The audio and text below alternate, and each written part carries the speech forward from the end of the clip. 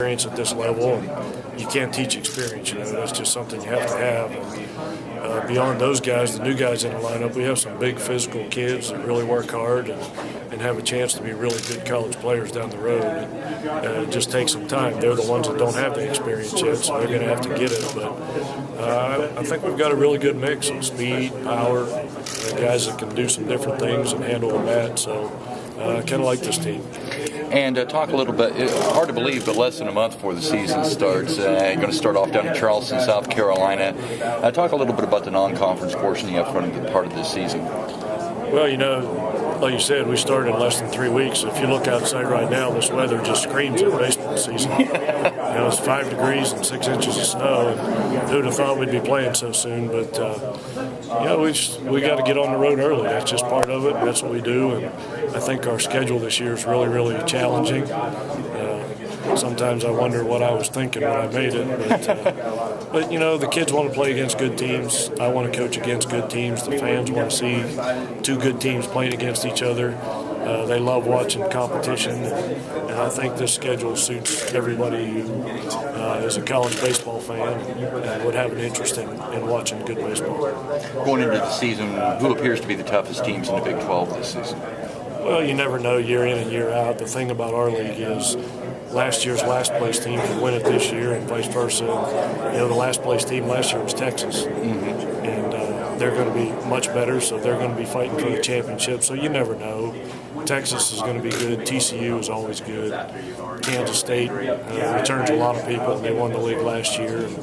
So every Big 12 conference game you play, any team can beat any team, so that's what makes the league a lot of fun. Besides being a very much improved baseball team from 2 seasons ago, this team also, attendance last season went straight through the roof, so you got to be happy about having 13 at Hollyfield, kind of a swan song for Hollyfield this season. Looking forward to being down the line in the new stadium. Yeah, this is, who would have thought that the Mountaineers would have finished in the top 50 last year in attendance in the nation? Mm-hmm. That's pretty impressive. It just says a lot about the support that we get around the state because, as you know, we traveled so much. We played 49 of our 56 games away from Morgantown, so we did get a lot of support. Hopefully that support will come in Morgantown this year. Our home schedule this year, we play 17 home games, and a season ticket costs $60. Yeah. So if you can find cheaper entertainment than that or a better value for your money, let me know what it is because I'd like to do it myself. But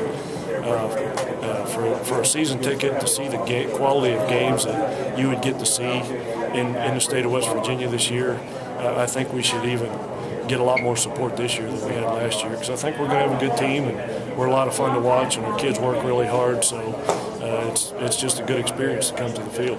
Do you sense a growing interest in baseball at WVU? I think so. I haven't been here the last 10 years like a lot of people, but from everybody that I talk to around the Morgantown community, I think there's as much excitement right now with WVU baseball than there's been in a long time, and that's the way we like it. We hope we can sustain it, continue to have some success. Our kids do a wonderful job off the field in the community, and I think that attracts a lot of fans. And every time that we go somewhere, we try and represent ourselves and this university in a first-class manner, and I think that goes a long way. And these kids deserve fan support because of all the hard work that they put in. And again, as a side note, I think we've got a pretty good team. Thanks a lot, Coach. Good luck this season. Thank you. Coach, I talked about Harrison and your expectations and kind of what you're looking for from him this season. Boy, he was so good last year. When the Big 12 season came around, it was almost like he threw a shutout every Friday night, and that's going to be so hard for him to duplicate just because of the laws of nature of baseball. It's hard to have that much success over and over and over again. So we're not going to put that burden on his shoulders to try and repeat what he did last year. If he can go out there and give us a chance to win every time he pitches, then that's all we can ask for, and I feel really good about him doing that. Baseball's all game of adjustments. You have the Big 12 hitters certainly will make adjustments to him this year. You have to say that. his ability. Yeah, but good pitching beats good hitting over time, and even the guys that saw Harrison last year, even sometimes when you know what's coming out of Harrison, he's still good enough to beat you, even if he does. So, and I think he's gotten better since last year. Watching him pitch in preseason right now, I think he's got an extra pitch in his repertoire that wasn't so great last year. So I think he'll be a better pitcher. Whether or not he gets better results is out of his control. But he's really worked hard in the offseason. And same way with our team. I think we're going to have a better team this year. But who knows what the results are going to be. But I like our team a little bit better. The university is they're going to be adding bleachers to Holly this year for the games. We're trying to make some concessions to maybe have some bigger crowds and make it more of a comfortable atmosphere. I hope we have that problem where people can't find a place to sit. That'd be a good problem to have. And hopefully this will be the last season for Holly Field. There's been a lot of games played on that field, so hopefully we can go out in style. And that last weekend at home against University of Texas in May, hopefully it'll be we'll send this thing out in grand fashion. Let's hope there's a Big 12 championship on the line at the time. I know the players enjoyed playing in the pro venues last year, but man, they're saying how pumped they are about playing in Holly this year. Oh, there's no doubt. I mean, you get to sleep in your own bed, and you get to play in front of your home fans, and that's kind of a special feeling. So my hat's off to them for what they did last year. As much as we traveled, we stayed in hotels during home games, which is hard to do over the course of time. But we missed a lot of classes, had a lot of adversity last season. But every time this team has been challenged, they've responded really well. So I don't foresee that changing anytime this season. We've seen Ryan McBroom make some improvements to his overall game heading into He really has. He swung the bat really, really well this past fall. Showed some power. He was one of the best power guys in the league last year, but I think he's a better player this year than he was last year. And, last year we went into the season, the first 20 games, I didn't really know the players. They didn't really know me. And had we had a better showing the first 20 games, I think we had a team that was capable of playing in the postseason. This year, going into the first 20 games before we start conference play, I think the expectations amongst ourselves in the locker room are a lot higher. So if we come out of the gates and start playing well and have a pretty good record going into the conference play, then I really believe this team has a chance to play in the postseason. So you're challenging with some games out on the West Coast against some very traditionally strong college baseball programs. The first game of the year is indicative of the whole schedule. We play Louisville coming off of a College World Series appearance. What an up-and-coming program they are. So what a great challenge. Every time we take the field, the other team's going to be capable of beating us. And that's what you want as a coach and a player. You want to motivate your guys. And, they just have to look at the schedule. They can motivate themselves. And hopefully we're not going to have to do it for them because every game has such meaning to it this year. And that's, like I said, that's the way we like it. I'm sure you have maybe a lineup in mind, but still guys have to earn their jobs every day in practice heading into the season. Yeah, I mean, that's the situation you want in practice. Competition in practice within the team makes the whole team better. So there's still some spots we don't really know who's going to settle in at. So guys are practicing hard and still trying to win jobs, and that's going to make everybody better. So, again, I can't say enough about the way they've gotten after it so far. Billy Fleming last year at second base, what are your expectations for him? Billy's made 7 errors in 2 years as a defender, which I don't you'd have to look long and hard to find a better defensive player than Billy, and what he's done offensively has been tremendous as well. He's just a really, really good college baseball player. If we had 9 Billy Flemings on the team, I'd feel really good about it.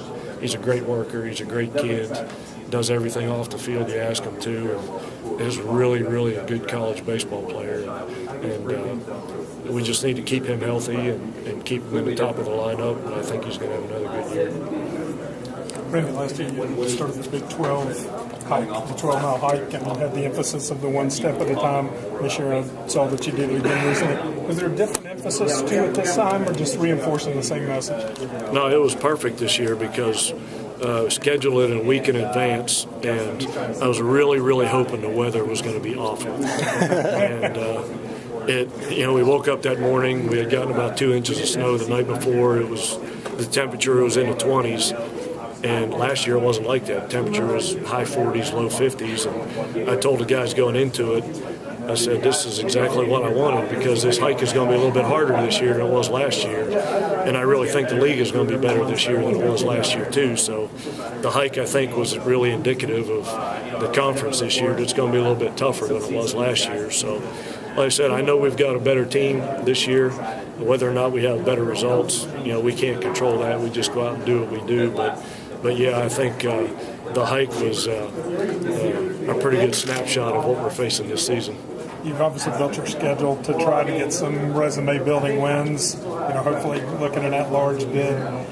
Do you have the pitching? I think on the weekends it looks like your guys, at least you kind of have an idea. The midweek starters become even more important there. And you see the development there to compete and win some of those games. Yeah, you like to line your top 3 pitchers up to pitch on the weekends against the conference teams, but if you look at our non-conference schedule, we go Marshall and Pitt, Penn State, Ohio State, Maryland. Those are all tough games too. So we might not even necessarily put our 4th best pitcher pitching those midweek games because those are tough games, and you need to win those games if you're going to get an at-large bid. So, but that's the way we wanted it, But if we can get quality starts out of our 3 weekend guys and save, relief pitchers and bullpen guys for those Tuesday games, that would really help us have a good season. So if Musgrave and Sean Carley and John Means can go out there and pitch 6, 7, 8 innings every time they pitch on the weekends, that'll help us have a lot of success in those midweek games.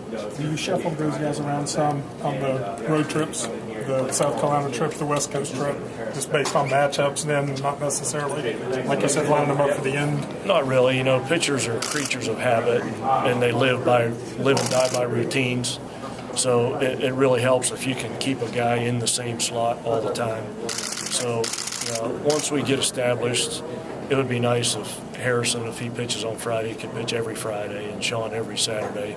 We don't know that that's the way it's going to work out yet because sometimes guys outpitch other guys and you've got to shuffle them around. But yeah, it would be nice if we could find a guy to start those Tuesday games, and if he's successful, start every Tuesday game because he can settle into a routine of long tossing and throwing bullpens in between starts. So that really helps pitchers' consistency if you can do that.